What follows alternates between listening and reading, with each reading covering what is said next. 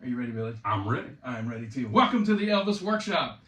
I have the most controversial person in this room with me right now. Out of us two, he's the most controversial. No, I'm just kidding. And look, I'm wearing this silly jacket in this video because the other day I was going to a party at a friend's house, Video Bob. If you don't know Video Bob, go to your YouTube right now, which you're already on, and type in Video Bob and subscribe. He's a big Elvis fan, but he has a really interesting life. He builds movie cars from the 80s. That's what he does for a living. He builds the DeLorean from Back to the Future and the Ghostbusters Ecto-1. And he's a fascinating guy, and he has a YouTube channel. And I went to his house for a party the other day, and for a completely unrelated reason, Billy was in town, but he has mutual friends that all knew each other. So I said, come over to this party, and so he came over briefly. But during the party, me and Bob had made a deal for some stuff. He bought a dresser from me that belonged to Elvis, and then I gave him something from the Elvis Workshop, and we ended up doing a trade, and he gave me the wedding jacket from the Lansky brothers as part of the trade. So I'm wearing this jacket in the video today. I know I look ridiculous, but it's for the video. So anyway, Billy and I have known each other for many years, and we enjoy each other's channel, and we swap information here and there and talk about things. And he said, "Man, I'm in Las Vegas right now." I had no clue. Yeah. And I said, "You're here now." So we went to the party that night, and I said, "Hey, man, before you leave town, come over and just jump on my channel for a minute, because I've been on his channel a bunch." And I said, "Come over, you can be in the Elvis Workshop this time." So I flipped the script on him, so he's here. Absolutely. I'm glad to be here. Welcome, Billy. Great to see you. You too. So what I wanted to do is I have 2 videos of his that are my favorites. So I wanted to, he's usually the one doing the interviewing. I want to interview him a little bit about it. So we're going to keep it short, but keep it interesting. So one of my favorite ones, I live in Las Vegas, and in the movie Viva Las Vegas, you see Elvis and Ann Margaret dancing on the stage. And you see a little piece of wood hanging on the wall that says University of Nevada, Las Vegas. That's the only prop they use to say this is in Las Vegas, and it's absolutely not. But if you go to UNLV on Maryland Parkway, even to this day, there's a plaque on the wall that says it was filmed there. And the people that work there will tell you it was filmed there. He went to investigate it and couldn't find anything that matched what they were saying. You know, they said, well, the building's been remodeled and things have been changed, but it was right here. It was right here. And he dug and dug and dug. And what did you find, Billy? Well, I went there, like you said, and I went in. They were very nice. They allowed me in to film. I got a ticket while I was there, a parking ticket for $10 that I never paid, by the way, UNLV. That's what you get for lying about where the movie happened at. That's right. And because the reason I didn't pay it was I identify as a person without a ticket. Okay. So on these college campuses, they like to identify as things. So I identify as a person that didn't get a parking ticket, by the way, in UNLV. So I went in just like you said, and I'm looking, and there's very distinct things in that movie clip. They're on a stage. The plumbing, power, there's all kinds of very distinct things. Now, the thing that threw me off is when they do the shot from the stage looking at Ann Margaret, and you look in the background, it looks, I couldn't really understand what it was, but what it turned out to be was uplighting. Yeah. So they put in the back, there was like a projection room up there or a sound room, and they did uplighting, so it just gave it an odd look, and I really couldn't understand what it was till I saw it. So, I went there and realized, I thought, they've not modified this enough for this to fit. There's nothing here. And I really tried to make it work, and I just couldn't make it work as far as fitting matching it up. It was nothing. There was nothing there that made it work. Yeah. So except I left that plaque there, on the wall that said it happened here. Yeah, well, they very much embrace it. In fact, there's even a video. This tells you about, you get a lot of people that like to say, oh, well, Elvis said this in an interview, or this was said in an interview, or such and such said this interview. Even famous people tell their own history wrong in videos. It happens. He went straight vodka. I went straight water. And that's water. No, yeah, they say, quick story, not to sidetrack, but a friend of mine, that's why the water. A friend of mine, Stacy, knows the bass player from the Sweet Inspirations. He left, Gerald Johnson, he left Elvis and went to Steve Miller. And he played Cal Jam, I believe it's called. And they were talking, and Stacy was at the show and saw it in the early 80s, 81, 80, 80 some. And Gerald says, yeah, I played Cal Jam 2. I'm just going to say, I could be wrong, but Cal Jam 2. Stacy says, no, you were in Cal Jam 1. And this is the guy that played the show. And he's like, no, I remember where I was living, what I was doing, all that. And I'm telling you, it was Cal Jam 2. And I could have it reversed. But Stacy's like, no, I was there. I remember it because I was blah, blah, blah. And he did research on the internet. And Gerald, who played the show, was completely wrong. Yeah. So that happens. And we're all human. You forget things. I've seen pictures of myself and said, I don't even remember being there. Well, and that brings up a good point. That's something I was going to say. The very first time that I went to Graceland in 1988, I could not wait to get there. I had read the books, dreamed about going, wanted to see Graceland, of course, Memphis Recording Service, Sun Studios, Lauderdale, Memphis Funeral Home. I wanted to see it all. If you would have asked me 5 years ago, 6 years ago, if I saw Memphis Funeral Home or Lauderdale, I'd have said absolutely not. But I recently found photos that I took in 1988. Wow. I was at all those places and have zero memory of it. No memory. No memory of it. And it was places that I couldn't wait to go to. So it's very bizarre how memory works. But anyway, I brought all that up to bring this up. There's a clip where Ann Margaret is doing a speech at UNLV, and she talks about them filming there. Wow. She's telling it.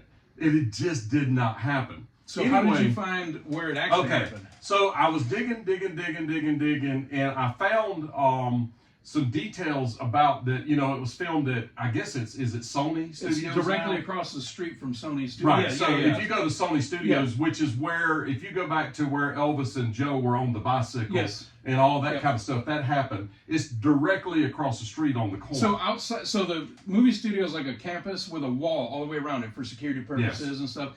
And so you're out on the public street outside of the movie studio property. It's literally directly across the street. There's a little community college type thing or something, that kind of thing. It's called Municipal Auditorium or Veterans Auditorium. Veterans Auditorium. Yeah. But it's literally across the street from the main gate. Yeah, just literally, I mean, you could see them from each other.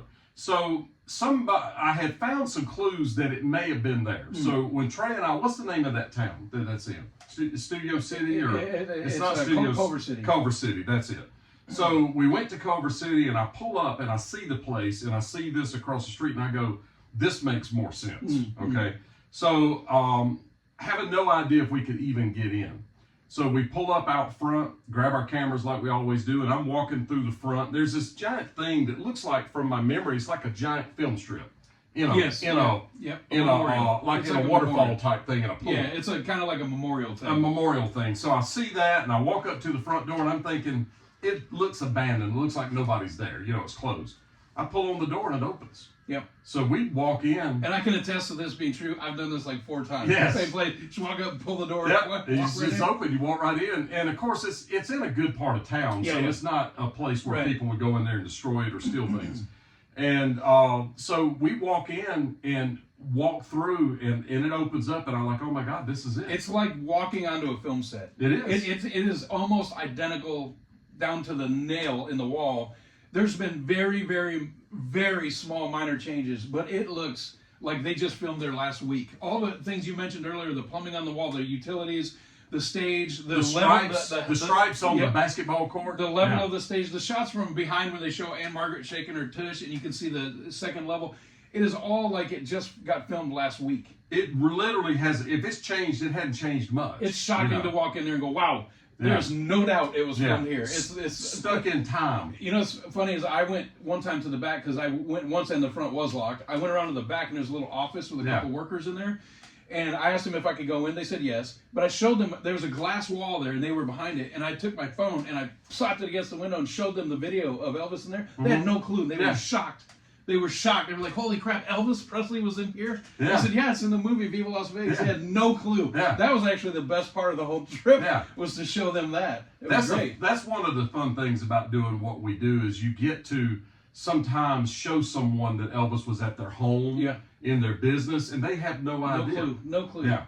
And so that's one of my favorite videos. That is really cool. I love that you found that, because before you documented that, it was kind of unknown, and UNLV was saying it was here. And they're you, still saying it. Yeah, and they still say it. But you found the actual place, and now when I go to LA, that's a place I like to hit if I have time. And it's I just love that video, so I wanted to bring that up. So I'm not trying to race here, but to keep people interested, we want to move along. So next one is, and this is your personal favorite, I believe, is you for years and years and years you wondered what happened to the ambulance that took Elvis from Graceland the day he passed to Baptist Memorial.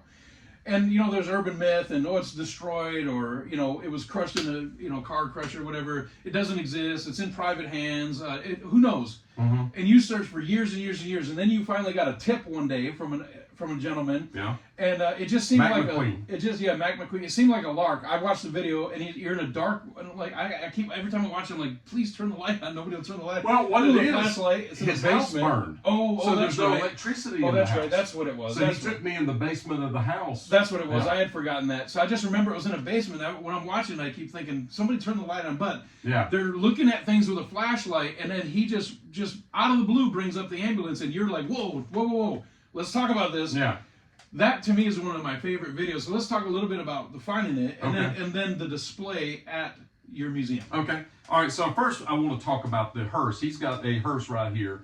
The hearse that Elvis was in is a 77 model, and it sadly burned in Georgia. Trey and I filmed that recently. And where it was, if you're coming up I-85 from my memory, and that may not be right, but if you're coming up from Florida back to Georgia, and on I-85, the very first way station, it burned on the ramp heading north or heading east, whichever way you want to look at it. 85 would be east and west, so heading west. And so we did film that. So the hearse is gone, sadly. But if it was alive, it would be displayed somewhere and people would want to see it, right? Okay. So for instance, Zach Baggins has a museum here in town, the Haunted Mansion. He would display items like that. So it's not for everybody. It really isn't. But it is something that some people would want to see for different reasons. I think every Elvis fan would want to see the hearse because to them, to me, it's iconic. It's in all the photos. Everybody saw the funeral. So it's one of those things. You see it turning into the driveway and dipping into the driveway. It's coming up. Exactly. It's iconic to the story. Okay. So for me, and it is a part of the story. It is part of the story, and for me, the ambulance is iconic to the story, and I'll tell you why.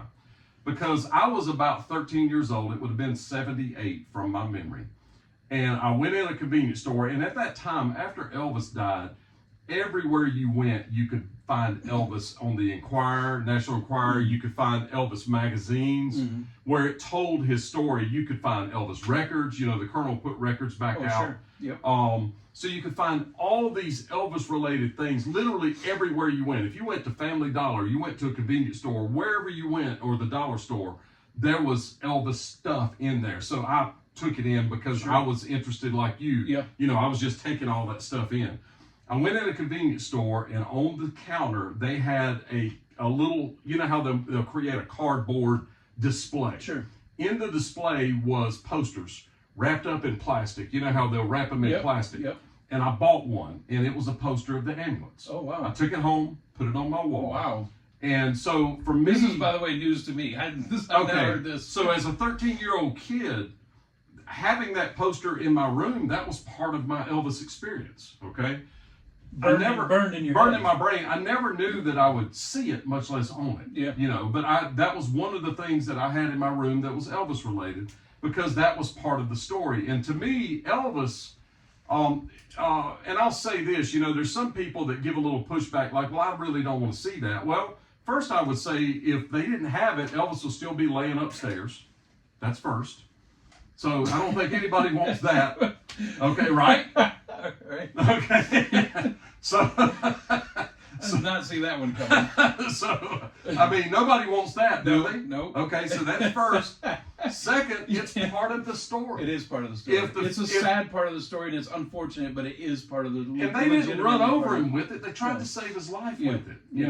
He was in there. They were doing CPR. They attempted to save his life with this vehicle. Yeah. So it's a very important part of the story. Sure. What if it did save his life? Yeah. Okay. Well, let me tell you, there's another thing too, and not to go down this deep rabbit hole, but so in a suburb of Detroit, Michigan, there's a thing called Greenfield Village. You need to go check it out if you don't know anything about it.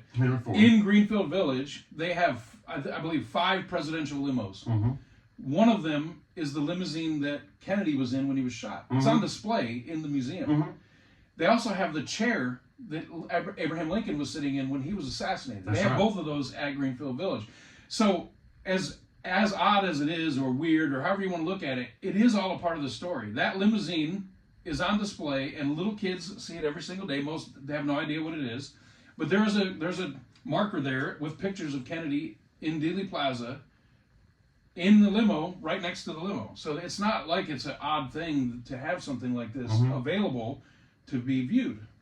Well, you remember Cajun Pawn Stars, Jimmy Durant? Yes. Jimmy's passed away, but I knew Jimmy.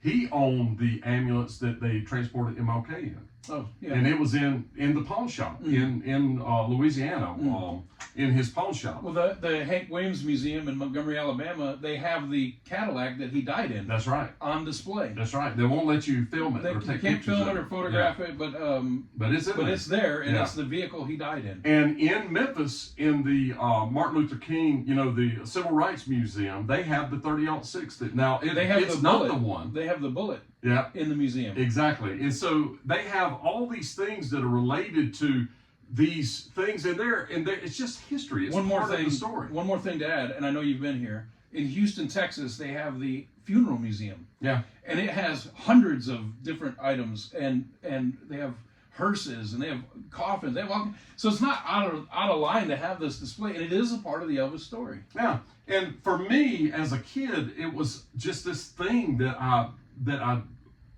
wanted to see. It was part of the story for me. Yeah. I was 13 years old, so you're very influenced at that age. So anyway, what ended up happening was Mac McQueen, I started doing Elvis history videos, and Mac McQueen reached out to me and said, hey, I have the defib paddles that they defibbed Elvis with at the hospital. And would you like to see them? And I was, heck yeah, I want to see them. So I went to his house to film with him. Sadly, his wife had died. His house had burned. I mean, he was in a mess. He's 85 years old, had congestive heart failure. Just a lot of things were going wrong in Mac's life at the time. But he still lived till 92. He died earlier this year. And so I went there, filmed with him, and he was he was a great interview because he loved Elvis so much. He cried. I mean, he really mourned his death, even at 85 years old, which would have been, 6 or 7 years ago. And so we were there, and as you mentioned, we're in the basement, it's dark, we're looking at the defib paddles, and he happens to bring up the ambulance, and I'm like, whoa, I've been looking for that. What and not only did he bring it up, but he had details. One door is GMC, the other is Ford or Chevrolet. Yeah. So he had details, not just, hey, I've heard about the ambulance. Like he had details. Absolutely, he did. Like and specific had details. A photo of it. Yeah, specific details. So, and he told me the street that he saw it on. It was Oak Street in Bartlett, Tennessee. And he told me the people's last name, and I think he told me Phillips, but their last name was Phelps. Oh, close. Okay, it was real close. So what I did was, of course, now you go to Google. You're on a mission. You go and you search that street, and you can find everybody's address and everybody's name. And I found the closest name on that street. Let me ask you: did you do a Google satellite image and see if you saw it in the picture? Yeah, I looked at all kinds of things. Okay. Yeah, I even planned on flying the drone over the house to get it before. Yeah. Because you don't know when you knock on the door if they're going to tell you to pound sand. You don't know. So I went there. I flew the drone. I didn't see anything. I went to the door. The lady was very nice. She said, yeah, my husband's brother is at his house, but he's passed away. Oh, that's why you didn't see it. That's why I didn't see it. So I said, okay, well, can you give me their information? She said, well, I'll take your information. I'll call my sister-in-law, my husband's sister-in-law, and I'll give her your information. She'll contact you. So I left there that day thinking, whoa, today's the day. Yeah. Never heard a word. So the next time I came to Memphis, I went to that house again because I was on it. They know where it's at. 1 degree of separation. That's right, 1 degree. Oh. So I knocked on the door again. This time it was the husband. Yeah. And so every time I would take I have these Spy Guy cards for YouTube made up. They don't have my phone number on, it's just my email. So if I see somebody, if they want to contact me. And but I would write my phone number on them.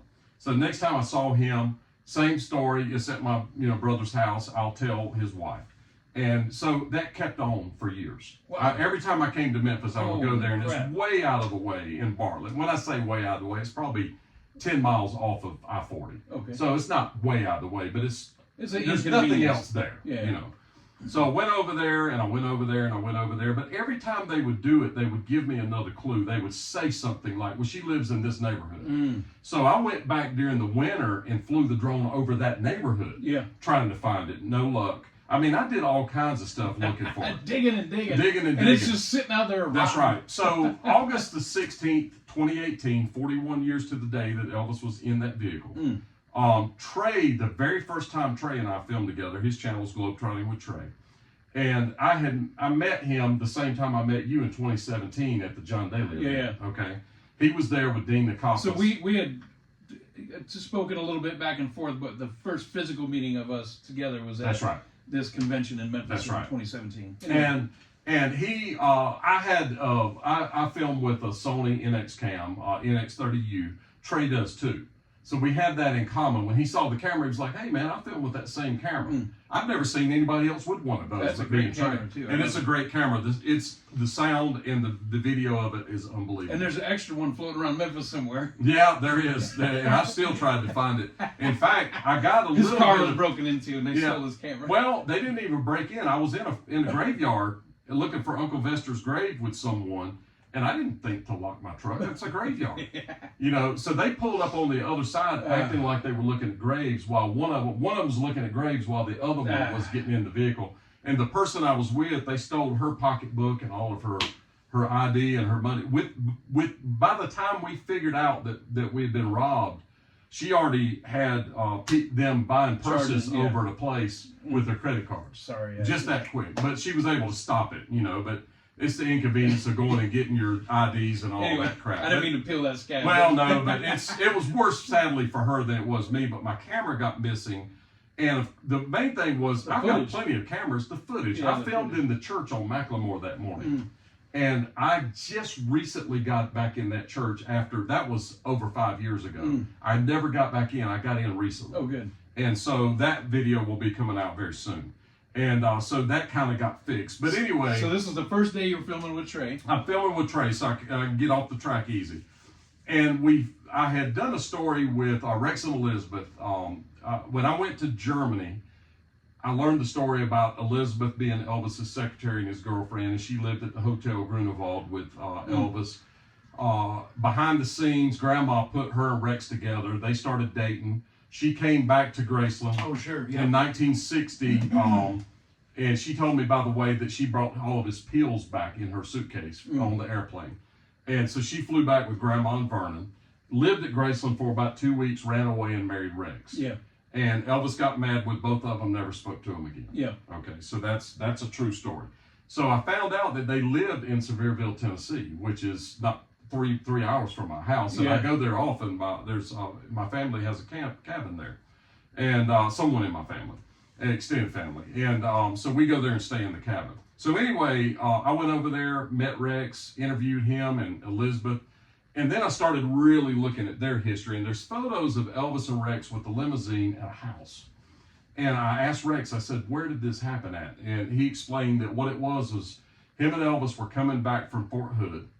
They were in basic together. They were in the Mark II, the Continental Mark II. He said when they got to the bridge coming from West Memphis, Arkansas across, that he said, you need to call and get your family somewhere that we can meet.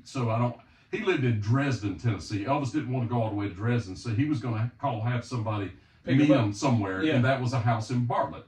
So, by the way, they were on the bridge. He reaches in the center console, pulls the phone out, and they make a call on the bridge in 1957.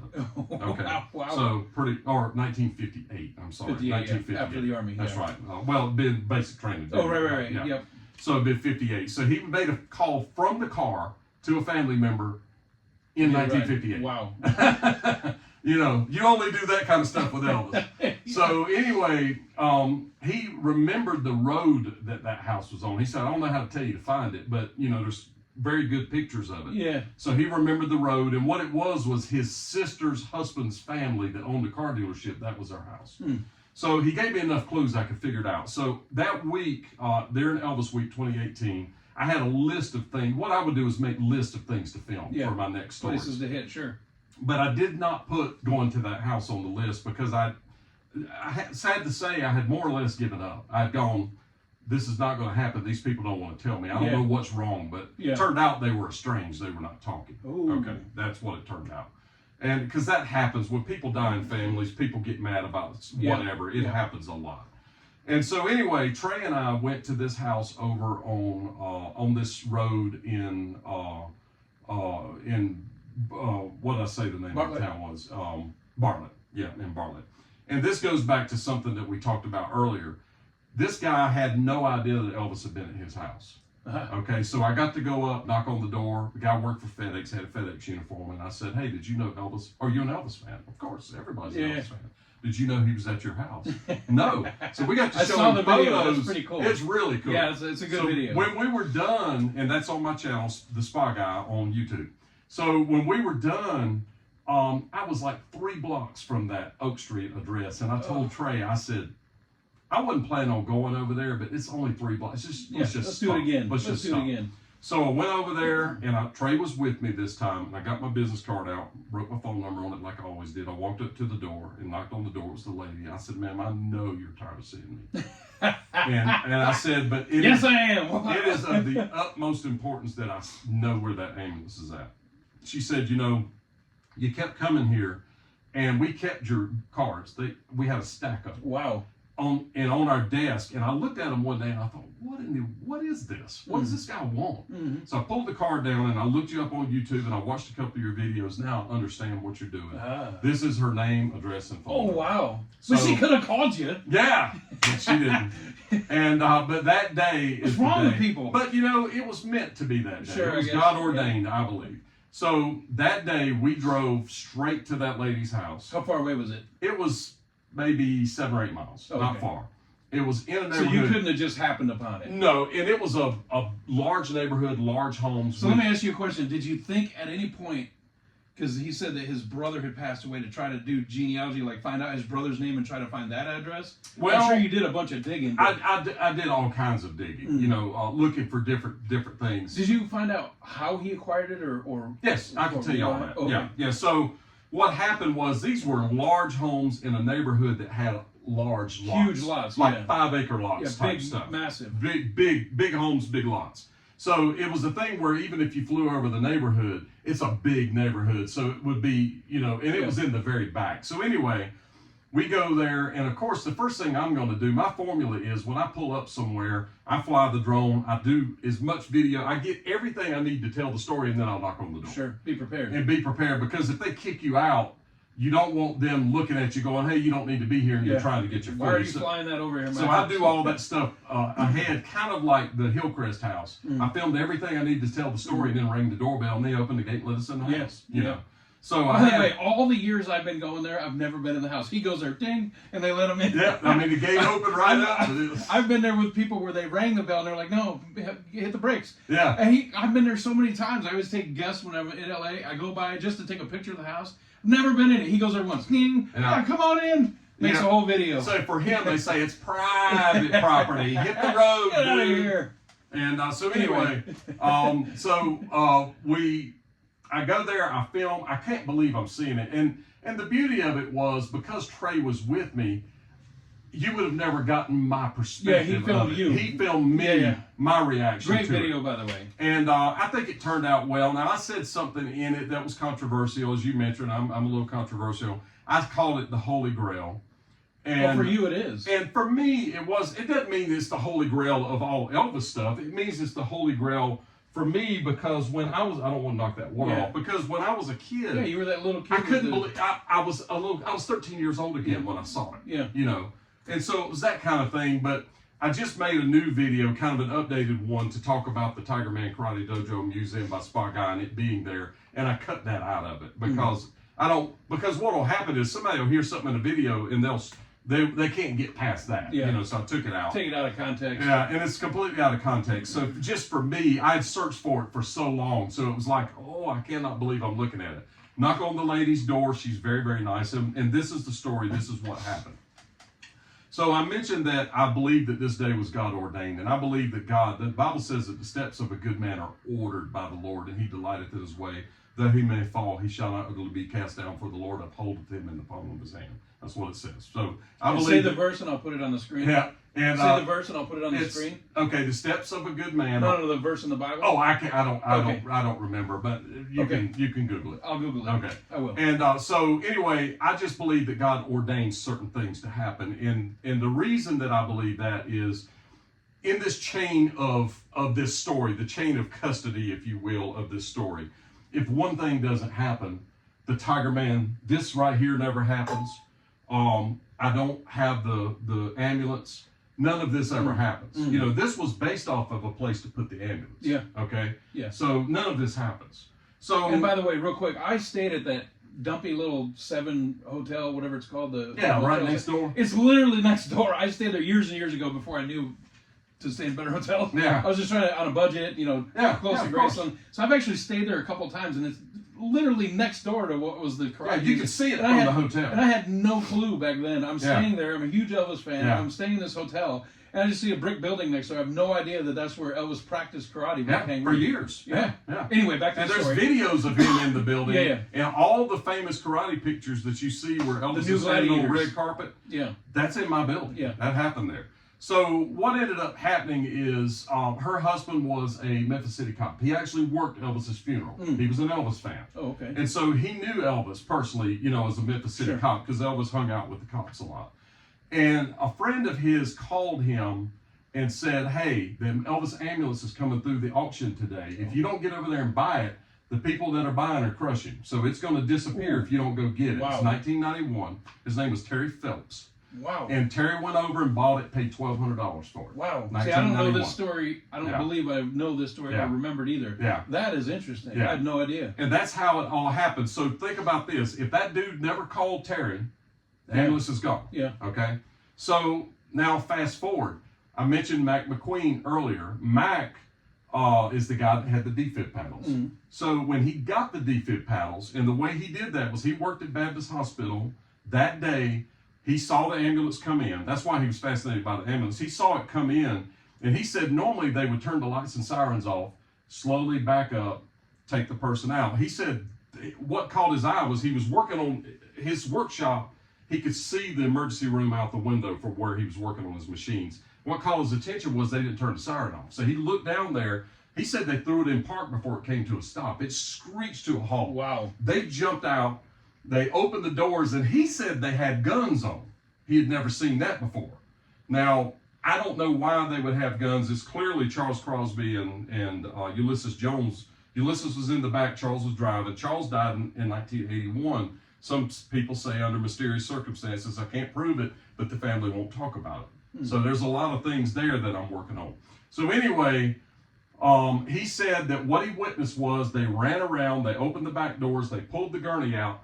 The man's face was covered up and his legs were out and they were straight and they were jiggling. So that kind of kiboshes the story that Elvis was in full rigor. They always say that. He was laying in a... Well, could it have been, and I'm just spitballing here, but it could have been when they pull the gurney out, the body just shakes a little. Yeah, but he said the legs were straight. Remember, they said that he was laying like in a fetal position. Curled up. And if you're in full rigor, you You're don't not uncurl. That's right. Yeah. But he said that he clearly remembers feet straight up, legs like that, and he thought, why is his face covered up? That he'd never seen that before. But what it was is I think Dr. Nick knew that there could be paparazzi there, so he covered his face up so that didn't happen. And of course, there are no photos of it. But he didn't know what was happening while he's driving, while he's in the back. And fast forward, I got the 911 tape. You can actually hear and it wasn't 911 in 77, but you know what I'm talking about. Dispatch. And that police dispatch tape, they say that the doctor covered his face up before they arrived. It's in the dispatch. Oh, wow. I took an hour and a half and cut it down to 2 minutes. So it's something you can hear when you come to the dojo. That's the only place you can hear it in the world. I have, to my knowledge, other than people in the fire department, I have the only copy. Wow. And so anyway. Interesting. And I've heard it. It is exactly what he says. Yeah. It's eerie. It is eerie, and it's Joe Esposito making the call in the whole 9 yards.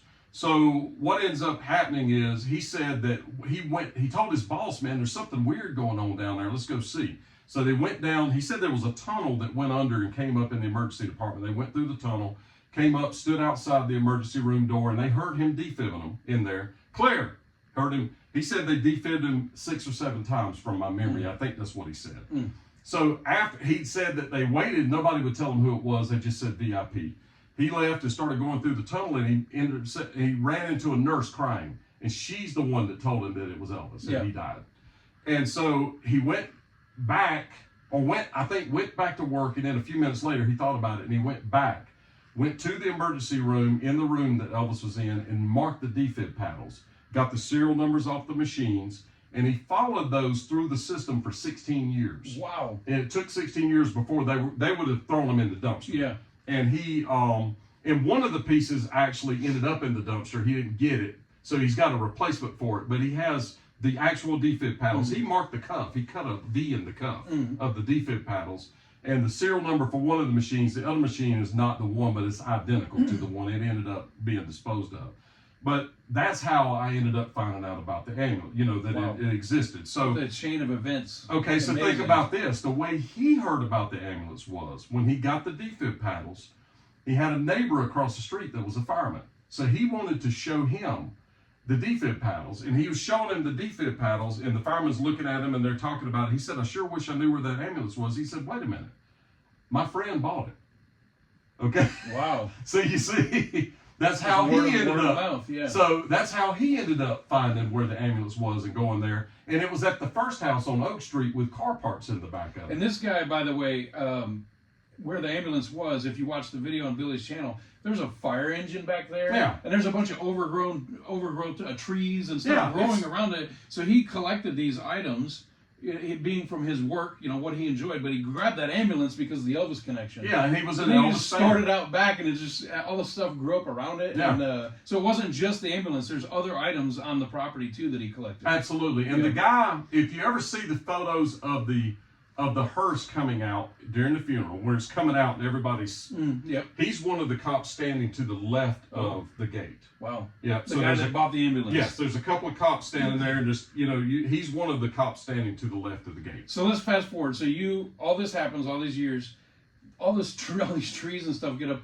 How did you convince them to let you buy it? And did you cut down all the trees and tow it out of there? Well, I didn't have to cut the trees down, but we towed it out of there. So what happened was, when I knocked on the door, the lady was very nice. And I told her, what I did. And I said, may I go see it? She said, absolutely. Just go back. You just drove right through the yard. Yeah.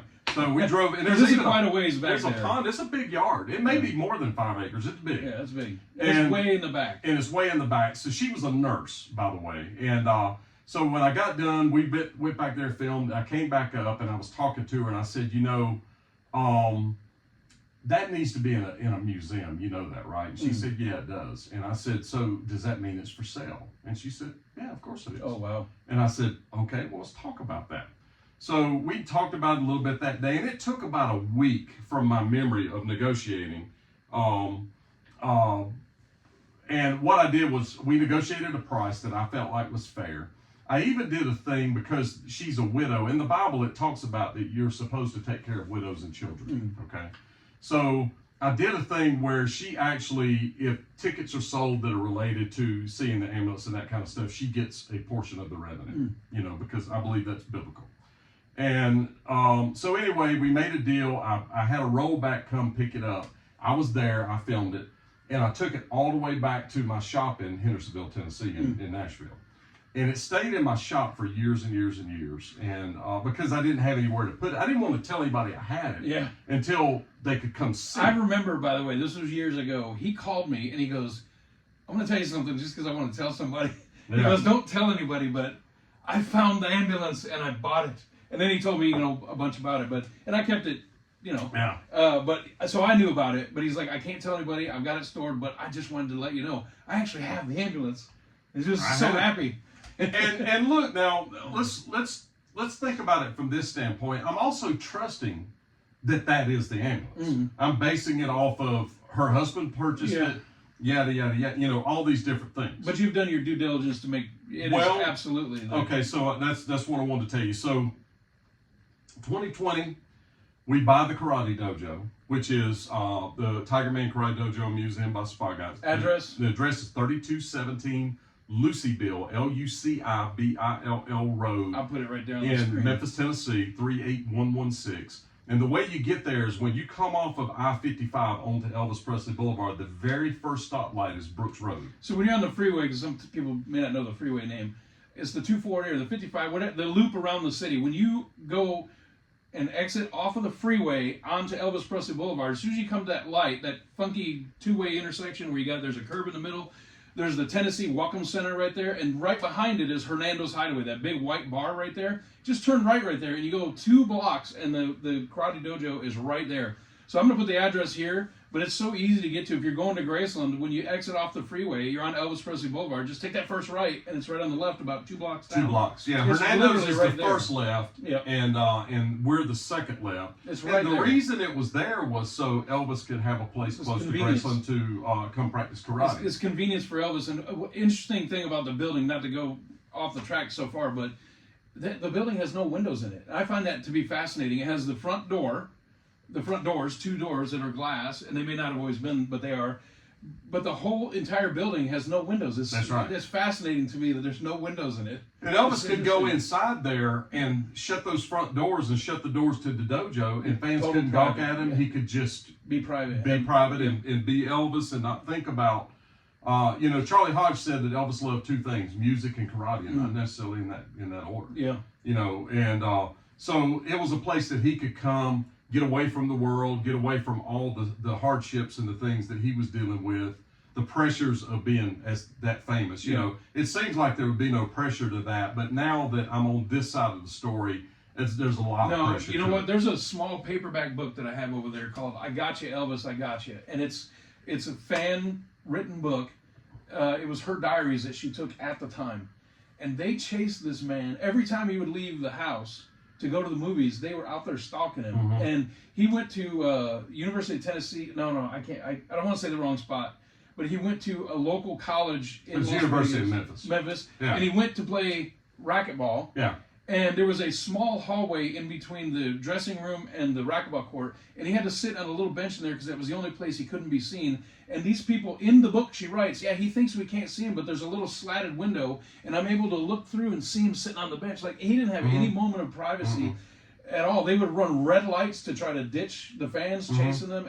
Just imagine that everywhere you went, if I left here and went to the grocery store, there's people following me all through the grocery store. I'm trying to shop, and that's the life that he lived. And so in this building with no windows, which wasn't intentional, that's just how it was built for whatever reason. It was a church. Oh, it was a church. Well, he could go in, and through the front door being shut, and then the dojo door being shut with no windows, he could be in there and just be himself and just relax. Yes. And so it's probably a very peaceful place for him to go. And the new Gladiators film, the incomplete film, there was a lot of footage filmed, and it was filmed all in that room. And when you walk in that room to this day, again, like I said earlier about the gymnasium and the Come On Everybody, it's like walking in like they just filmed it last week. It is so fascinating to be in there and go, wow. And you might just think, well, you're just in an empty room, but no, it's not that. It's so familiar with so familiar photos of Elvis in there, and you walk in there and you see it. So let's go back to the ambulance for a minute. Okay. So you end up getting the dojo. Yes. There's a long story there, but that'll be another video. So now you have a place to display it. Yes. Now we have a problem. We have the Karate Dojo, which is a Elvis spot that he spent many, many hours in. It was very passionate for him. So you have that.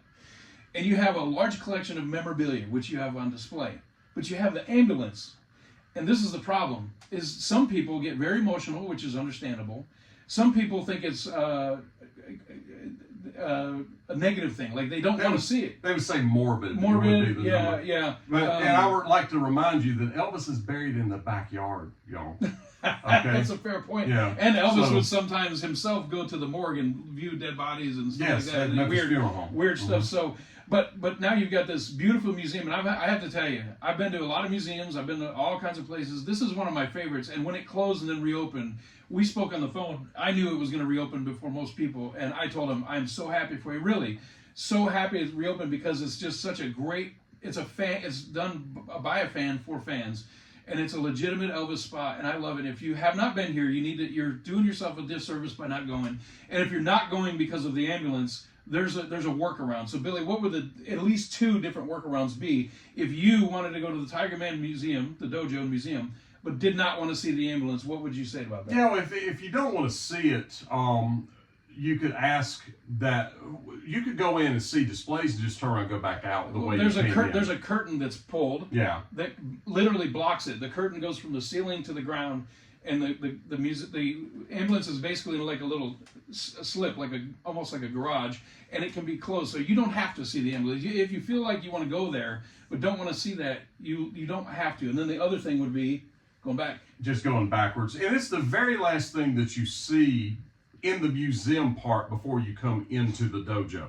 And I actually modified something from the way that we were telling the story. I realized that what you said, you remember when you were in the dojo, we showed that video of the ambulance and 911 tape on the big screen. Yes. And then we show Elvis in there doing karate on the big screen.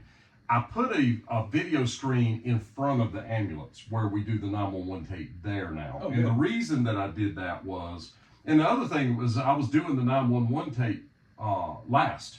Mm. And it just brought everybody down. People with tears in their eyes and all that kind of stuff. So I modified it where we show you the 911 tape while you're there with the ambulance, which I think gives it a little more. Plus, we have the posters of the van there. That's part of the story. You know, you've seen that. That's why we have video footage of the ambulance and all that. Let me ask you this. You thought about this, and I didn't want to interrupt you earlier. The poster that you had as a child, do you have a reproduction of that? Absolutely. Mm-hmm. And that's in there too? Yes. I've seen all the pictures, but I wasn't aware of that. Yeah, we sell the poster. Oh, okay, good. And I've tried to make it the exact same size that it was back then. But I have a giant blow-up in front of the ambulance, which we tell the story. Sure. Now, the guy that took that photograph, by the way, worked for Kmart, corporate. He was in Kmart in Memphis and was leaving to go to South Haven Kmart, decided to go down Elvis Presley Boulevard, Highway 51, and go by Graceland. Happened to be standing there at the moment it's coming out of the gate with his camera. What are the odds of that? Took the photo, sold it for $100,000 in 1977, and then it became the poster that I bought. Wow. Yeah, that's how that happened. So, come on, everybody! You discovered the location of the shoot, doing your due diligence, paperwork, hunting for things. That is awesome. Found the ambulance and purchased it. How cool is that? And then created this amazing museum. You can see all kinds of different things there in the museum, and you can see the ambulance. And if you don't want to, they'll just pull the curtain. You don't have to see it, but go see the dojo. It's awesome. You have a new thing coming to the dojo next week. Okay. Or did you want to go? Yeah, I've got one more thing that I want to touch skip before. ahead. No, that's okay. Before you go there, you were talking about, is that the ambulance? Oh, okay. Sure. All right, so let's cover that for just a moment. I know it is, but he's going to tell you that it is. Okay, so the way that all went down was when we opened the museum, and it went out, because I'd never told anybody that I had it until then. I released a video saying, we have the ambulance and you can see it here. Mm-hmm. Someone sent it to a guy named Bill Edelman. Bill runs the Memphis Fire Museum in Memphis. And the Memphis Fire Museum, Bill does with fire equipment what me and you do with Elvis. Okay, so I'm surprised they wouldn't have bid on the ambulance. Well, I'll tell you the story. So there was no museum at the time in '91. That would be why. So, but he loves fire equipment. That's his jam, and he's the curator of the Memphis Fire Museum. So when he found out that we had it, I contacted him, and he said, I was there when it was auctioned in 1991. I have photos of it. So on display, we have photos that he took in '91 at the auction. And there's details in those photos that match the one that I have. And he came... So let me set this up quickly. The Graceland driveway, the ambulance is coming down. There's multiple people that take photos. So those are your reference photos. That is the known ambulance with the light fixtures, the horns, the license plate. There's things that I'll let you tell it, but there's things on that ambulance that you can then match up. So now, so now he has confirmed photos from that day, and now moving forward to the auction. Okay, so let me back up and say this. You know, you were talking about people saying, well, it's morbid, such and such.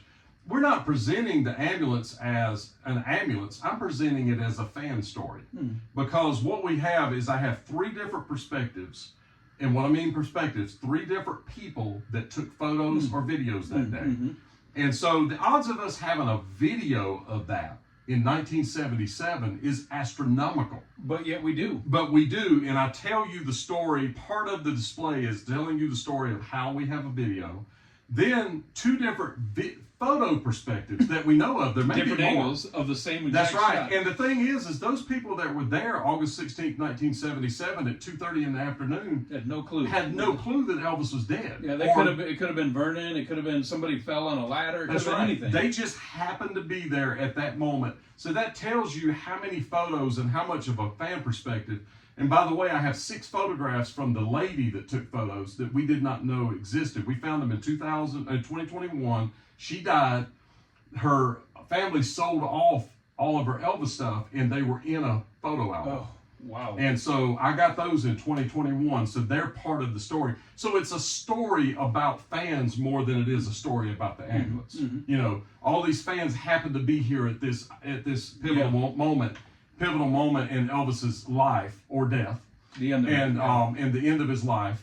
And so it's just, I think the story itself is fascinating. It is. And we present it in such a way that that we want you to learn about what it was like that day for these fans. Legitimate history. Right. And there's, in those photos, there's 13 or 14 or 15 people standing there in some of the photos just on a random day. Yeah. You know, so like you said. It was a Tuesday at 2:30 in the afternoon. Exactly. A Tuesday at 2:30. Yeah. And there's a person with a video camera, Yeah. and multiple people with cameras. Here comes the ambulance, and they're all snapping away, and the one person's filming away at a Tuesday afternoon at 2:30. That's right. No idea that Elvis was even in the ambulance. Yeah. They just happened to capture it.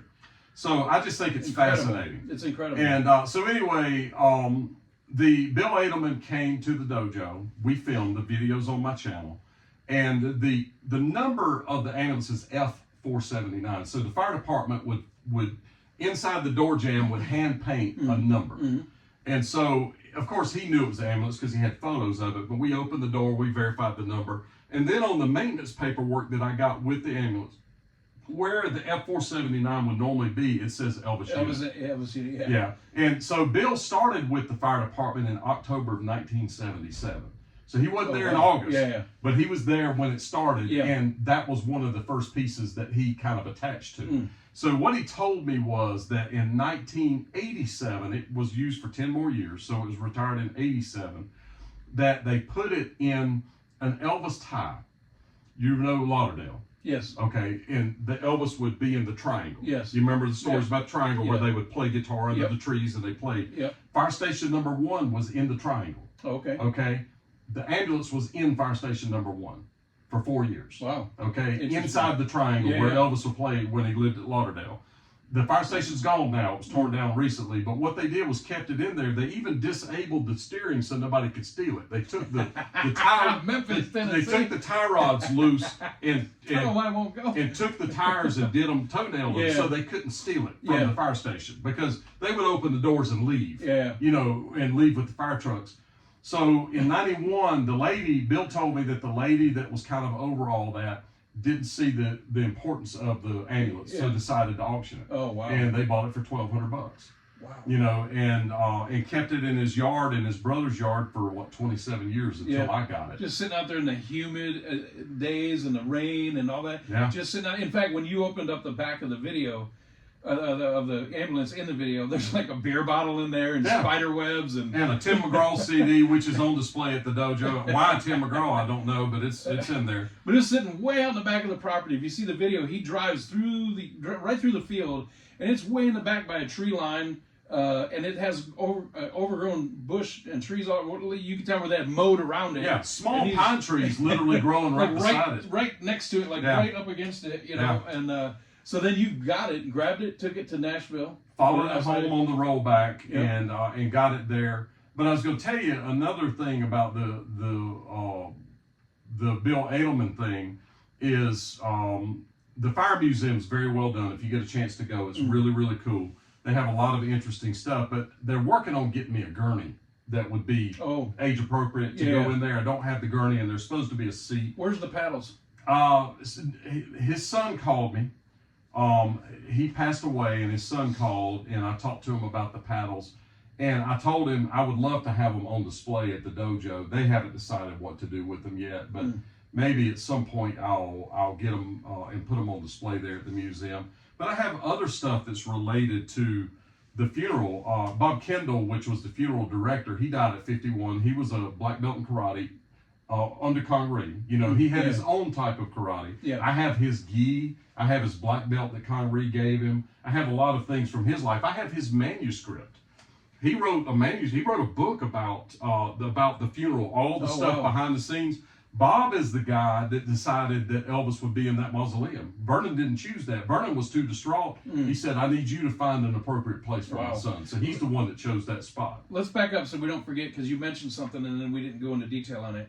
So he did meticulous research on the ambulance to confirm, other than the painted number on the inside the door, there are several physical things on the ambulance. A bent front bumper that you could see in those photos. The ambulance coming out of the driveway, the gates are open, the ambulance is dipping down, coming out around the guardhouse, and there's a very clear shot of the front of it, and you can see how the driver's side of the bumper is slightly bent down, and that is present on the ambulance. The horns at the top, the way the lights are on the front of the hood and up by the window, and then the two doors that are different. There's lots of telltale. So this is 100% the actual ambulance. And what I love about all this is, if you remember, I talked about the steps of a good man. God ordains things. So God knew that all these years later, we would have a museum with these posters, these giant blow-ups of these photos which are in great quality considering when they were taken. Exactly. And what you did. When you see these pictures on the wall, it's stunning how good the quality is on them. I think it's awesome. But he made it where there's something that you could see in the photo very discernibly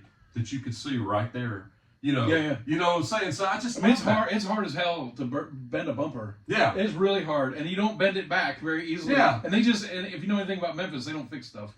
So this bumper got bent, they just left it. And it's just and that's what I'm saying. There's all these little things that happen. I just love that. It's just slight bend, by the way. If you looked at it just quickly, you probably wouldn't even notice it. It's not like it's bent down like this, but it is bent down just enough. And in the photo, you can see that. Yeah. And they just never fixed it. Yeah. They just never fixed it. It's clearly the same bend. It's identical. It's very cool. So it is absolutely not up for debate. That is the ambulance. That is it. So if you go there to the Karate Museum, go in and see the dojo where Elvis practiced and where they filmed the new gladiators. Lots of photos and video taken in the back as well, not just in the practice area, but in the museum area in the very back. There's pictures of Elvis that were taken back there. The most famous photo of Elvis in karate was taken in that spot back there. It's cool. And if you have an aversion to seeing the ambulance, just let the staff know. They'll just pull the curtain. So don't not go to the museum because the ambulance is there. They're not going to throw it in your face and go, look, and hold your face and make you look at it. Yeah. If you don't want to, but you know what? When I saw it, it was moving. To be honest with you, I thought, wow, this is amazing to see this, and it's touching, it's emotional, but it's a part of the whole story, and it doesn't bother me at all. And if it bothers you, just let them know, and they'll make sure you don't have to endure seeing an ambulance. And I'd like to say this about the ambulance. I did not restore it. Okay, and I cleaned it. We put it on display. It is exactly how I found it. In that backyard. But the reason that I didn't do that is because I think Elvis in all of this has lost his humanity. So what we see is this iconic person, but he was a real man. He really died. And so I thought that it was a better story, a more real story about Elvis, because look, when you go to Graceland, there's nothing wrong with what Graceland has done with Elvis. They want to give you the glitz and glam Elvis. They want to give you the icon, the superstar Elvis. And Elvis was absolutely a superstar. We're still talking about him 50 years later. I mean, that's not up for debate. But I think in all of this, we've lost that he was a human being that lost his life tragically on August 16th, 1977. Now, a lot of people think that Elvis died from a drug overdose. That is absolutely not what happened. Now, did the drug use exacerbate the heart attack? Probably. But Elvis died from a heart attack that day. That's a fact. And, you know, they say that the autopsy is going to come out soon. You know, it's supposed to be 50 years, but I already know what's in the autopsy. Trey and I have all these audio tapes of the guy that did the autopsy, him telling what he saw, and so Elvis died from a heart attack. That's a fact. It's that's too much for too long. Yeah. So the museum is available. Check the website for hours because it's not open every day. If We're trying to get it open every day. Eventually we will. Reach out to Billy if you have any questions. Hey, what day are you going to be open? I'm going to be in Memphis. A lot of times what's cool is people are there on a weekend and it's open on the weekends. So are we good to skip ahead now? Yeah, well, let me say this, tigermanmuseum.com. Mm-hmm. And you go on there, we'll have the hours. We're generally open Friday, Saturday, Sunday. Yeah. I'm trying to get into the bus system, but it's very hard because people are booking bus tours next year now. Yeah. So to get on those tours, it's going to take a period of time. Once I'm on those tours, it'll be open every day. During the Elvis weeks, they're open. We'll be open all. Yeah, of course. So just reach out. He's very responsive. Just reach out. Say, hey, I'm going to be in town this day or that day. Are you available? And he may not be there, but the museum will be open. Yeah, I'm not always there, but we have Kate there, and we have Star. Star's stepfather was Jerry Lee. Oh. Star is actually our black belt. She's a first-degree black belt in Passaroon. Wow. She's our resident teacher. And her mother's Carrie Lewis. She was married to Jerry for 21 years. Wow. So she was married to Jerry longer than anyone. Look at that. And sometimes Trey is there. Sometimes he's there. Yeah. Sometimes there's somebody there. Usually they're open on weekends, and during Elvis week, it's always open. Yeah, and we'll do all kinds of stuff during Elvis week. This January, Elvis' birthday, I'm trying to book several things. One of the things that we do have is show and tell with Larry Moss. And so Larry's going to bring some of his items over that we could do show and tell with, and Larry's got unbelievable stuff. That's always cool. And look, I've been there 5-6 times. Every time I go there, there's new stuff on display. Things are changed, moved around. It's not stale. It grows. It moves.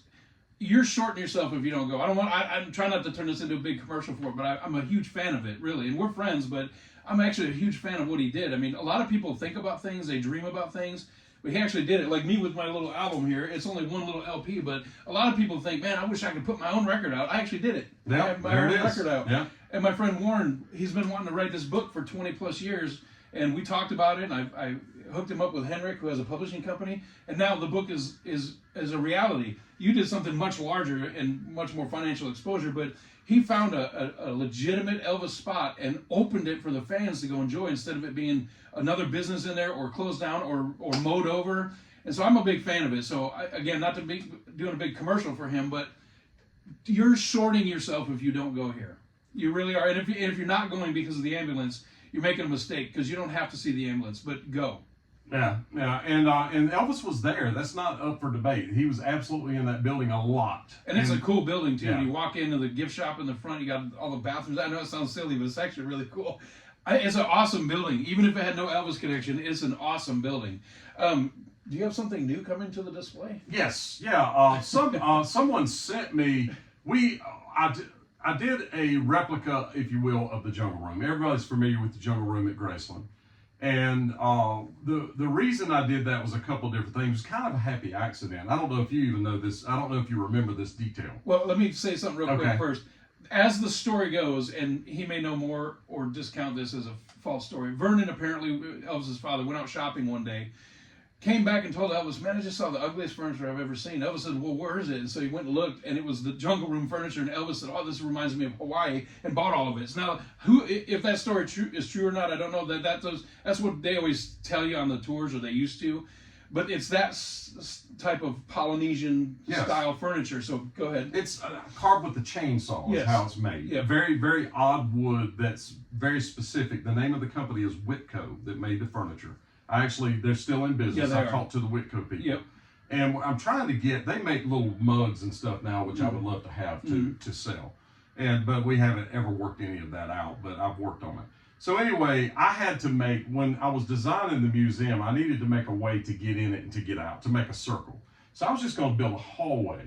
Well, then you've got these white I-beams in the building, so I decided to make the wall go all the way to the I-beam, which is about 12 feet.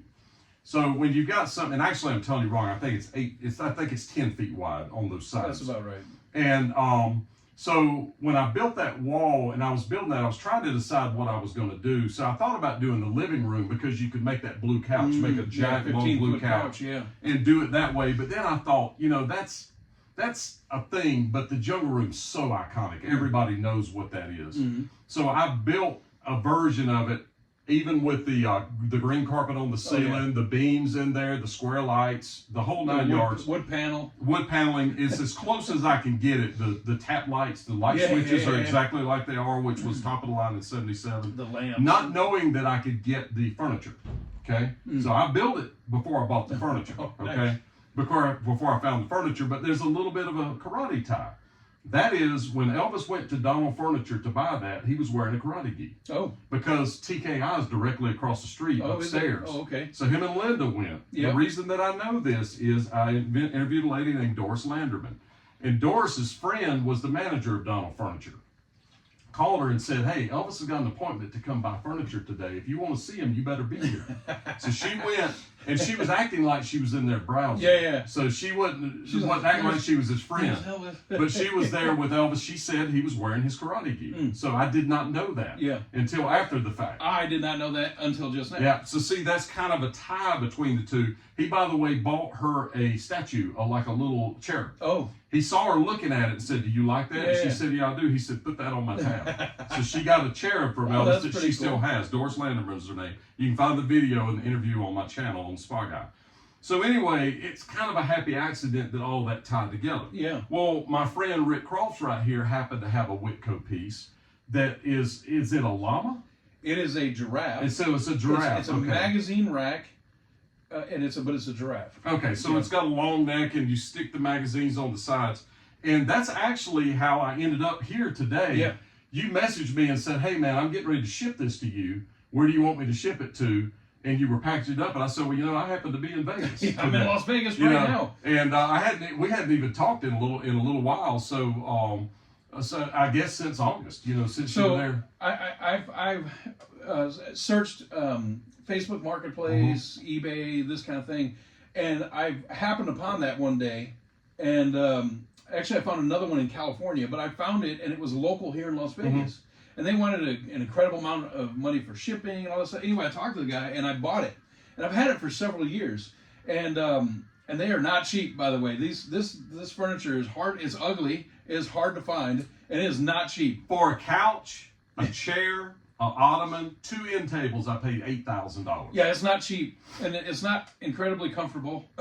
But I found I think the furniture's really comfortable. The couch part. That's not. Yeah. Yeah. So I found this magazine rack, and Elvis at Graceland in the Jungle Room did not have this particular piece. I've looked. I've never seen the matching piece, but I had it. It's from the same company. And what I did with it is I have a music room out here, and I had it on display out there for several years. And what I did is I put the 2 albums Elvis recorded in the Jungle Room in the magazine part. I never put magazines in it. I put from Elvis Presley Boulevard and Moody Blue in it. And when people would come over, I would explain what it was, the type of furniture, and then why the 2 albums were in there. So, but Billy and I have talked for years, and when he told me we're reopening the dojo, I was so happy. And I said, man, people have to see this museum. And just one night we were talking on the phone, and I said, I'm going to send you this to put into the dojo with your furniture. He didn't ask me for it. He didn't try to buy it off me, which it doesn't matter. But I said, I'm going to just send it to you. And I didn't try to sell it to you. I just said I'm going to send it because it should be on display there. It'll just make the museum just like that much better. And so, I think I'll put the 2 albums like you're talking about in there too. So when he gets home from this trip, it'll be waiting for him there. I sent it the other day. So that's exciting. And thank you so much for that. Course. That's really cool. Of course. And so there's a similar piece though that I wanted to point out. It's not a magazine rack. You really don't see it when you're looking in the room. It's a drink table. It's a bar. Yeah, it's a little bar. You open it up. It's turned sideways between the chairs. So when you're looking out there, you don't really see it. It looks similar because I know exactly what you're talking. And we didn't talk about this before the video, but we're on the same page. I went looking through my photos and when I've been there to see if he had it in there, which he didn't. Yeah. I saw that bar and I thought, that's as close as I could get it. It's a bar. And the Whitco guy told me that he would make me one if I wanted it. Wow. So I'll probably get him to make one and add that. But they are not cheap. Yeah, they're not cheap. And it's a special kind of wood, and they hand make those with the chainsaw and all that. And the way all that went down, can I tell that history just a little bit? Okay, so the Whitco, and I don't know if we're going too long. I don't know how long you That's go. Okay. We're I don't know. It doesn't matter. And, they're either enjoying it and still watching it, or they've tuned out. So let's go. So hopefully they're enjoying it. Hang in there. Look, if you want to know about Elvis stuff, you stay. If you don't want to know, hit the road, dude. This is why we do the Elvis Workshop and the Spa Guy and Globetrotting with Trey, all these other channels it's just for the fans. I will tell you, because sometimes I think I run a little bit long. I like to keep them 30 minutes or less. Yeah. I'll have one that's an hour and 20, and people will tell me I watched the entire thing. Yeah. So you have people that watch the whole thing, hello, or they'll tune out after 5 minutes. Yeah. You're going to get those two. You'll get, you've seen your trending numbers. Yeah. You get people that watch it for 5 minutes and clock out, or they'll watch the entire thing. So those of you hanging in there, you're getting why we do this. We just do it for fun. But here we are. So anyway, the story about. Well, I don't understand why somebody would watch some of the video. If you want to know about, I want to know about Elvis history. All this comes back to, I want to see these things. Yeah. I just take a camera with me. Yeah. I used to go and not take a camera with me. Yeah. But now I do it and take a camera with me. And I'll be honest with you, Trey and I have even talked about, a lot of people don't watch the videos or don't watch all of them, and it's frustrating because we spend a lot of time, a lot of money, a lot of effort researching and finding stuff, and then nobody cares. Well, I'll tell you what, you, for whatever reason, attract some controversy now and then, and what's going to happen is people that watch my channel are going to go, oh, the Spa Guy's on there? And one is they don't know that we know each other. Yeah. Or they don't realize we've been on each other's channel. Or they'll say, I hate that guy, him, right? You. Yeah. But then they'll sit and watch this whole video and go, damn, this is actually damn interesting. Yeah. And they'll enjoy it even though they don't want to. They'll be like, I hate him, not knowing anything about you. And they'll be like, damn, I watched that whole video and man, I had a lot of fun with it. Yeah, and hopefully you do that and go back to the channel. But, there's a lot of people, because there was some controversy, that hate me and really, they do it. It's one of those things where a lot of people are told to hate you. So they hate you that's what I was because going they were to say. told to If hate you say, I don't like that person because they're not nice, then they'll go tell everybody that person's not nice. Mm-hmm. If you tell them that they're great, they won't go tell anybody. Yeah. So we like to, and I have to even catch myself sometimes. Somebody will say something negative about a person, and I'll go, I'll get that, that person is probably a butt. And then I'll go, well, I need to give them the benefit of the doubt. Mm-hmm. So give me the benefit of the doubt. Yeah, just watch the video and enjoy it. Yeah, because guys, I'm not out there to make enemies. He's not the devil. I'm out there to find truth. Sure. Truth is important, and it's underrated today. And document it and make an entertaining video. Yeah, and I just think it's important. So anyway, back to the furniture. So the furniture. So the Whitco furniture. The guy I called him, and what it was the man that created the Whitco furniture. He married his granddaughter.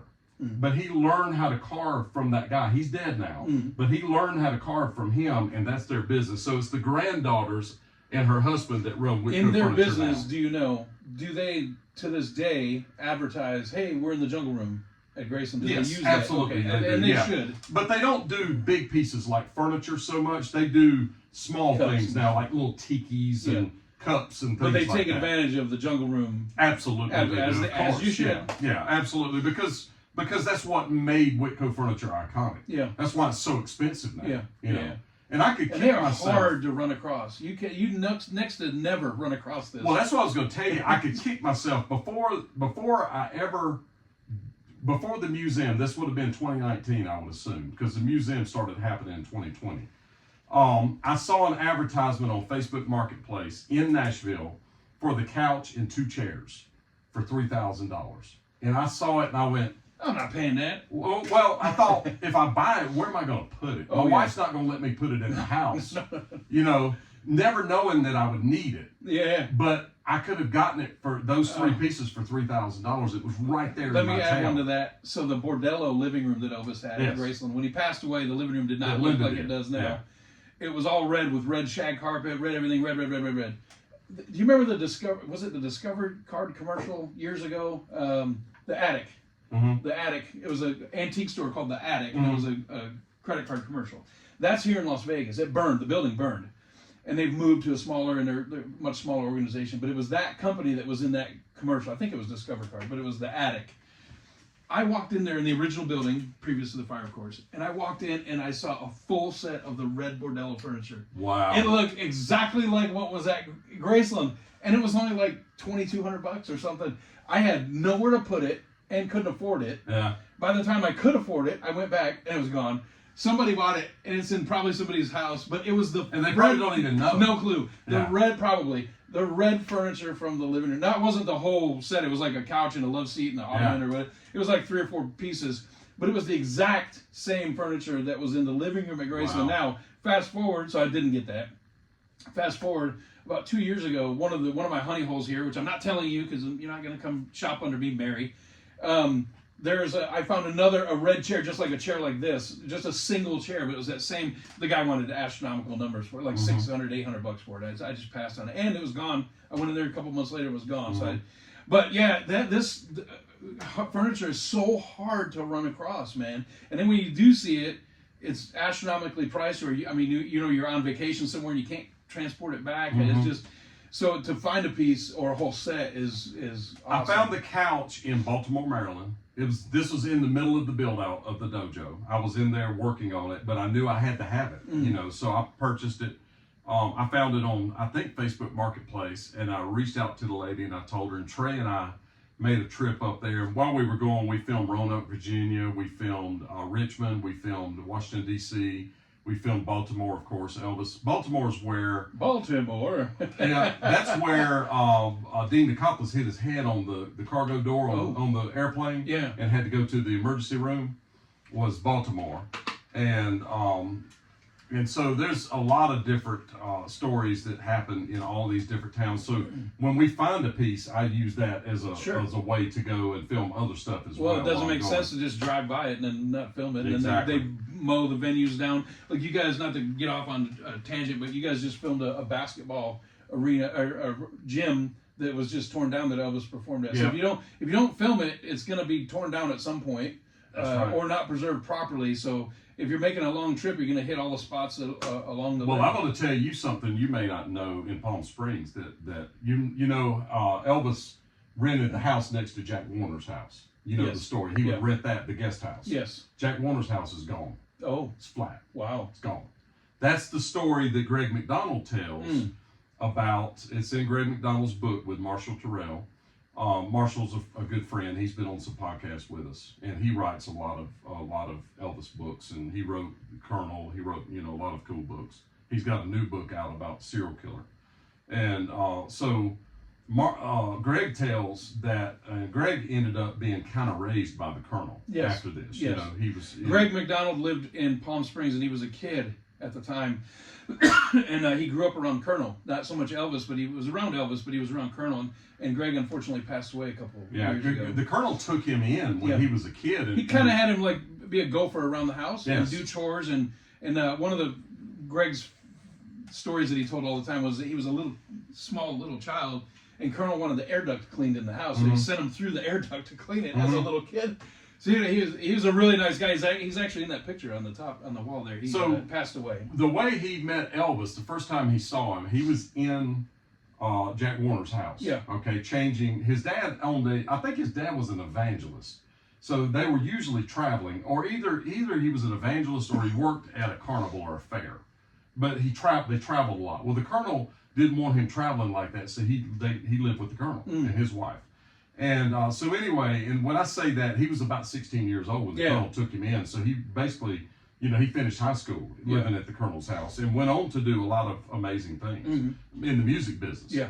So anyway, he was a nice guy too. He said that he was at Jack Warner's house changing the air filters. He was down like in a crawl space. Yeah. And he said he heard somebody and he looked and it was Elvis looking down in the crawl space at him. And he said, I immediately recognized that's Elvis. What's Elvis doing? But then he said he looked out beyond Elvis and there was a naked blonde out around the pool at Jack Warner's house. This is in his book. He said that there was a naked blonde there and Elvis kind of stood in front. He realized that he was looking at her and kind of stood in front of him so he couldn't see her.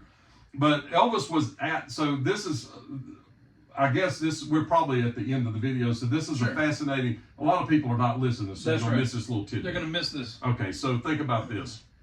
Elvis was renting the guest house next door. Yes.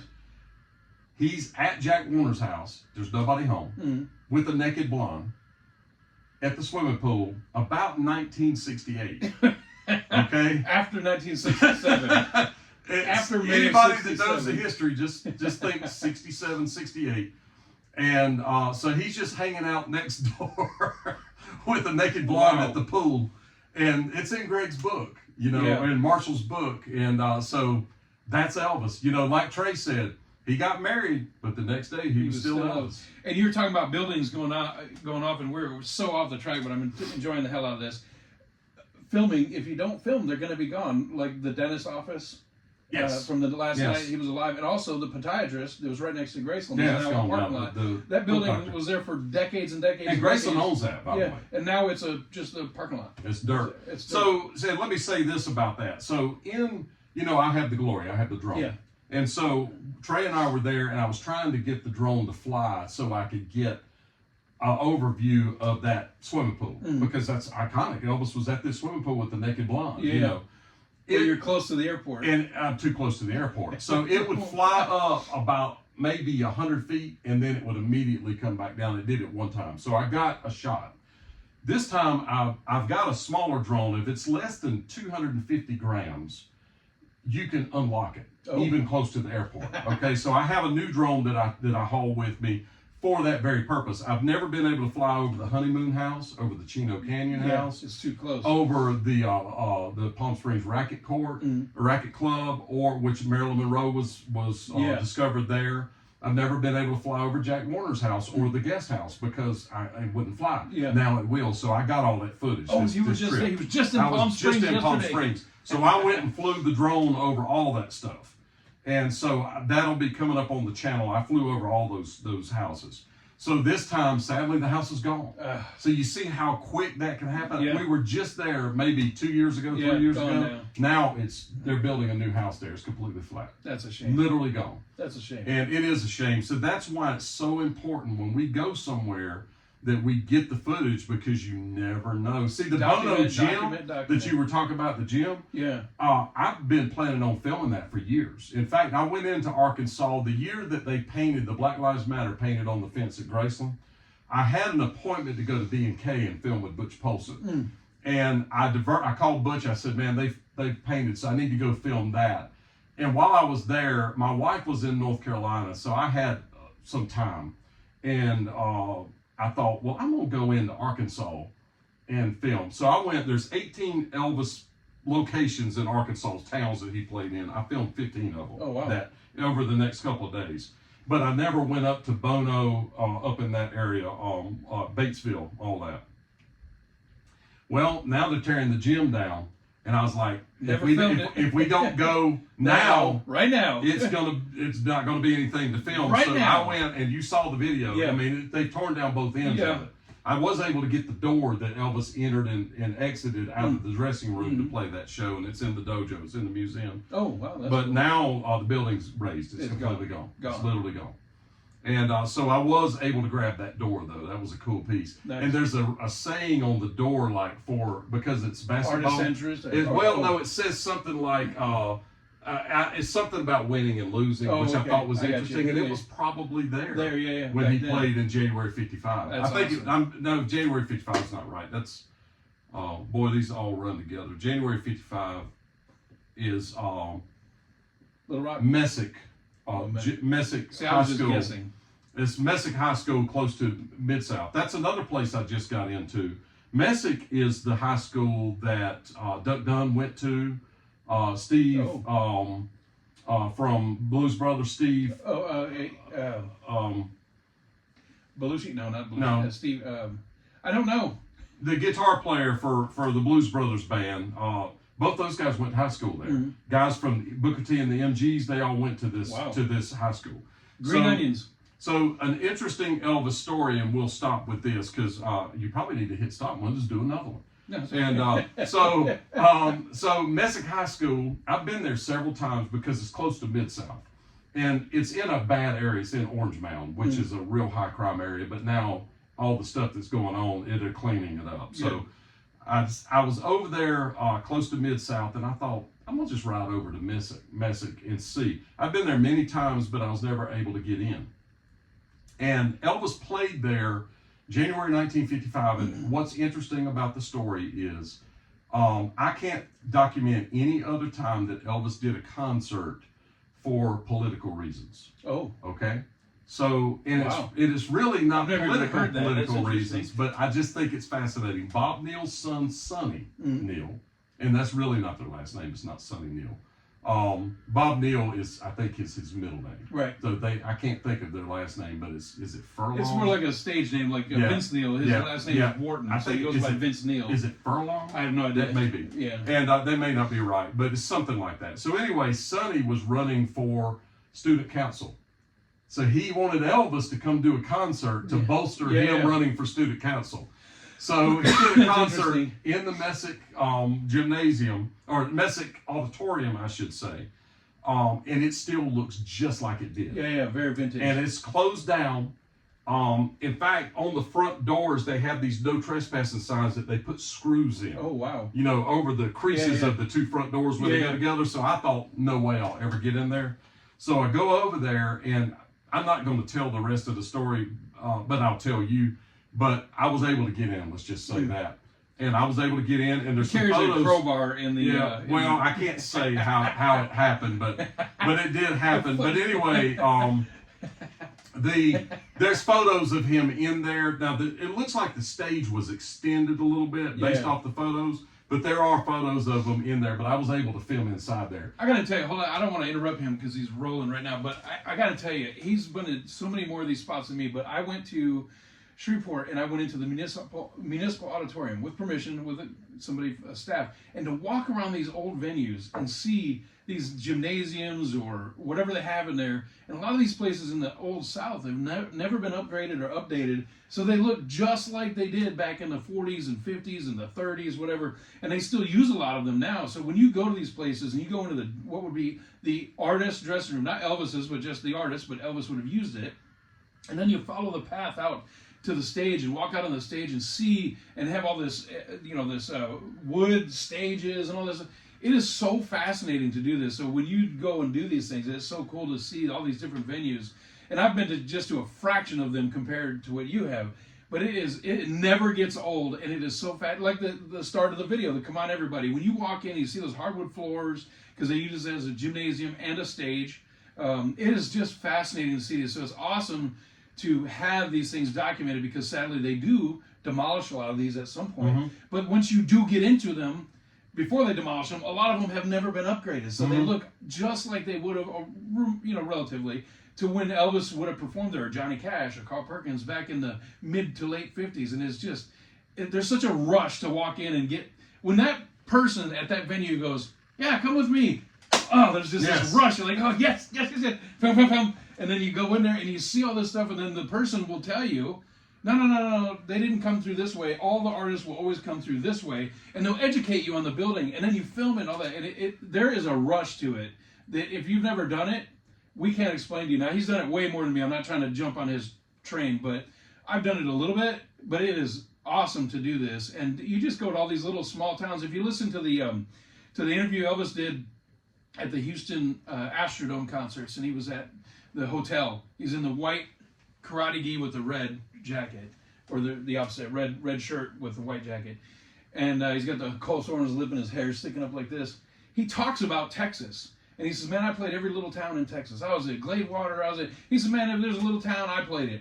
And you go and you find all these places. And a lot of these venues are still there. And some of them are like an old high school that's now an elementary school. Used to be the high school. Now it's elementary school. And they still have the gym. And you go and you go, yeah, Elvis played right here. He would come in here like March of 55 or whatever. And it's so eerie to walk in there and you hear the noise. Like the acoustics of the room is usually really good because it's a small gym.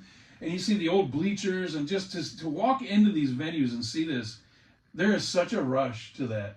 It is, and it brings the story back to life. Sure, is what it does. You can compare the newspaper articles from that time and see pictures of him in there. And if you could do photo lineups and then and now, like you said, is kind of what I do, and it just brings the story back to life. But I'll say two things. Trey, something that we've talked about is, nobody's watching our video, and I don't mean that really. That's okay. But there's not as many people watching the videos as there has been.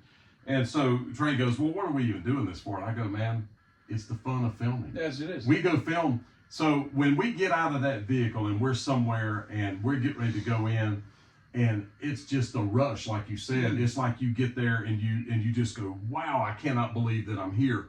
And I was going to point out a particular video. If you go to my channel and search Spy Guy in Cleveland, and just put Spy Guy Cleveland and Elvis, Trey and I went to Cleveland, Ohio. We had gone up to film some stuff up in Ohio, no, in Pennsylvania. And we came back through Cleveland, Ohio, and there was a story about a gymnasium that Elvis had played at there. And so we thought, well, we're going to go to that gymnasium. So we go, and they're having a funeral in the gymnasium that day. And we go, and what I'm saying is, I think they had a funeral somewhere else, but it was kind of gathering after the funeral. So we pull up, the doors are open, there's people everywhere. And I'm like, did we bother these people with the funeral? So we kind of stood outside, and we've got our cameras, and it was a black funeral, so we're sticking out like a sore thumb. So somebody comes out and goes, hey, can we help you? And I said, yeah. And we told them about Elvis, and they said, well, let me go find such and such. So such and such came out. He was very nice. You can see him in the video. I don't recall his name. And he said, well, they're getting ready to wrap up. Once they wrap up, well, you absolutely can come in.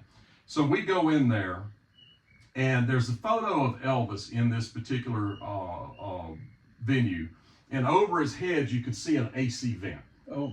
It's still exactly like that. Oh, that's cool. And the gymnasium. Did they know that he had performed it? No, they had no idea. See? And what it was is it was part of, from my memory, it was part of maybe a Catholic school at the time. Mm-hmm. Now it belongs to some kind of a club. And there was a bowling alley in the basement. They torn the bowling alley out. But there was there was some other photos of him there, and we tried to line it up, but I couldn't find it. So that's all in the video. But that particular photograph, that AC vent is still right there. And I'll go back to the Bono Gymnasium that got torn down recently. Ronnie McDowell told me. Ronnie did a show there with Scotty and DJ. Mm. And he said when they walked in the building, Scotty turned and looked at him and said, my God, this place has not changed one bit since 1955. It looks exactly like it did. So, little related story. So, I went to a middle school in Williamston, Michigan in the early 80s, and my mother went to the same school. And so I was there in, like I said, early 80s, and I went back a few years ago, and I walked in to that same gymnasium, and it was like I was just in there yesterday. And this is the early 80s, and then my mom was there in the mid 60s. These places just don't get changed. And that place now it's a community center, but it's still there. The school, the building is still there. It's an old brick building with a gymnasium and the creaky floor and all that stuff. But this thing's probably never been remodeled ever in any kind of way since it was built in the 40s or 50s or whenever the Williamston Middle School was built. And but it's so cool to walk into these places and just the creaky floor and the acoustics and the old wooden benches that you often see, and the stage area that they use for school plays and stuff. And I go, they use that for the school plays, but Elvis played on that stage too. Yeah. It's just cool. It is cool. And being able to reveal that to people that don't know that Elvis was there is especially at their house but if it's that kind of place, a lot of them remember that video. That house was like there's a telephone pole right in the front of the house. It's a slatted siding. I just remember watching the video, and I remember you talking to the guy and telling him, Elvis was in this house, and walking through the house, and he's like, no clue. And there's a lot. It's fun to do. You don't get it doesn't happen much because there's not a lot of them out there. You know? But I even do the thing that you said just then. I've done that for myself. There's videos on. I have the weekly Spa Guy channel. What that is where things that I don't think merit the big channel, I'll put on there. And a lot of it's my own history, where I went back to where I grew up. And I went back here. I took my dad recently. He passed away last year. But just a couple of months before he passed, I took him back to the first house I remember as a kid, 600 Frank Street in Raleigh, and asked him, stories. We reminisced about what happened at that house. So we just went around Raleigh. We went back to the place. He worked for Ready Mix Concrete. Drove a truck. We went back. He said the plant looks exactly like it did when you were born in 1965, 60 years ago. Wow, that's cool. So we went back and just kind of reminisced about that, and I captured that for my family because he's gone now. So document. You can't, and nowadays it's so easy to do. There's no reason not to. Sure. Yeah, that's awesome. Yeah. Should we wrap it up? I think let's wrap it up. That's been fun. I've been on his channel like 5-6 times, whatever. Small bits. We did a where he was at his house and I was here once. and we've run into each other all over the country, Yeah. which is weird. Yeah, it I happens. just a happened lot. to message him, and he's like, "Well, I'm in Las Vegas right Yeah. now." He was gonna message me later that day, but I happened to hit him up first. So Yeah, I'm here for a friend that is a fellow YouTuber. He's getting married today. yeah. Yeah, and you Yeah. saw him the other night. I spoke with him. Yeah. Yeah, it was cool to meet Yeah. him. And so, hey, thanks for coming on to the Elvis I'm Workshop. honored.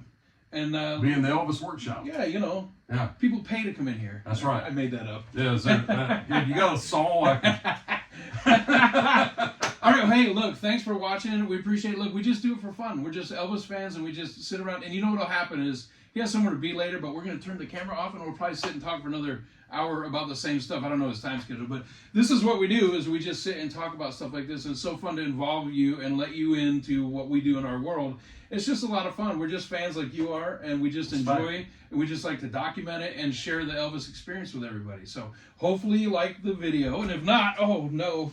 It's because you ain't nothing but a hound dog. Check out the next video. Oh, don't forget, Spa Guy. Go to type in Spa Guy. If you're watching my channel, you're probably already a member of his or a subscriber. But if not, Spa Guy, and look up Video Bob as well. Yeah. Any last parting words? Nope. Tighten up every chance you get. And Spa Guy Elvis, there's over 700 videos. Almost all of them are Elvis. You'll be there for hours. Yeah. Cool. Thanks, Billy. Man, thank you. Appreciate Thank you it. for having me. See you next time. And we're done. How about that? Yeah, I don't have That was anywhere cool. to go. Yeah, I've got.